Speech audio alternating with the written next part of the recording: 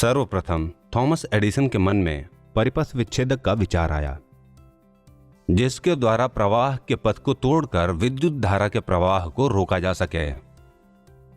इस आविष्कार से विद्युत स्रोत से जुड़े रहने के बावजूद और सभी तारों के वैसे रहने पर भी धारा प्रवाह को वांछित रूप से रोका जा सकता था।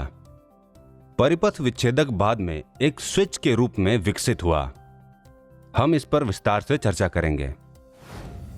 हम सभी ने अपने घरों में विद्युत स्विच देखे हैं। स्विच का उपयोग विद्युत उपकरणों को चालू या बंद करने के लिए किया जाता है। आइए एक सामान्य स्विच तैयार करने की गतिविधि करें। एक थर्मोकोल शीट लें। ड्राइंग पिन की सहायता से थर्मोकोल शीट पर सेफ्टी पिन का एक सिरा इस प्रकार स्थिर करें कि सेफ्टी पिन को आसानी से घुमाया जा सके। एक दूसरी ड्राइंग पिन को इस प्रकार स्थिर करें ताकि सेफ्टी पिन का मुक्त सिरा इस ड्राइंग पिन को छू सके। अब तार की सहायता से एक विद्युत सेल और एक छोटे बल्ब को दोनों ड्राइंग पिनों से जोड़कर परिपथ पूर्ण करें। प्रारंभ में सेफ्टी पिन का मुक्त सिरा ड्राइंग पिन के संपर्क में नहीं आता है। हम देखते हैं कि बल्ब दीप्त नहीं होता है। अब सेफ्टी पिन के मुक्त सिरे को घुमाएं और ड्राइंग पिन पर स्पर्श कराएं। तुरंत ही बल्ब दीप्त हो जाता है। ऐसा इसलिए होता है क्योंकि परिपथ पूर्ण हो जाता है। पुनः ड्राइंग पिन के संपर्क से सेफ्टी पिन को हटाएं। हम देखते हैं कि बल्ब का दीप्त होना बंद हो जाता है। ऐसा क्यों होता है?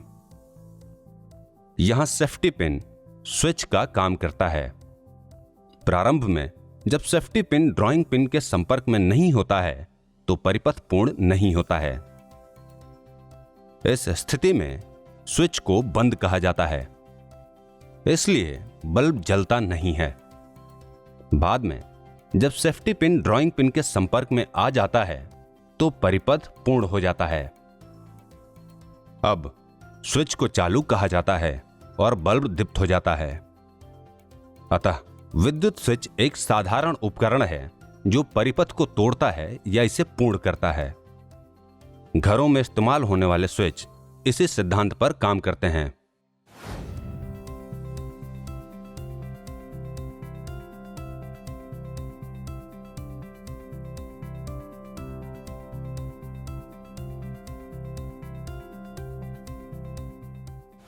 वाहन स्पार्क प्लग प्रणाली की यांत्रिकी में भी परिपथ विच्छेदक का प्रयोग होता है।